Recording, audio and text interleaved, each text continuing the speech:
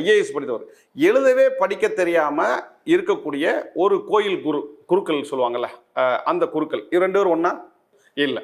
எழுத படிக்கவே தெரியாத, காசு பணமே இல்லாத, பொருளாதாரத்தால் எல்லாத்துலேயுமே நலிவுற்ற இருக்கக்கூடிய ஒரு குருக்களும் ஐஏஎஸை விட நீங்க இன்னும் சொல்ல போனா முர்மு குடியரசுத் தலைவரை வச்சுங்க, குடியரசுத் தலைவரும் ஒரு வேதம் ஓதுகிற குருக்களும் ஒண்ணு கிடையாது. அப்ப இது எப்படி?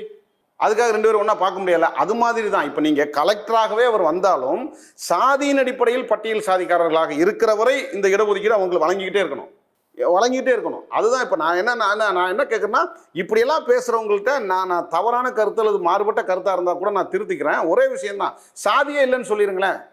அதாவது இது இப்போ இல்லை, இதெல்லாம் முன்னேறின பிறகு நான் சொல்றேன். நான் என்ன கேட்கறேன்னா, இப்போ தமிழ்நாட்டில் நீங்க மதம் மாறுகிற உரிமை எல்லாருக்கும் இருக்கு, ஏன் சாதி மாறுகிற உரிமை இல்லை?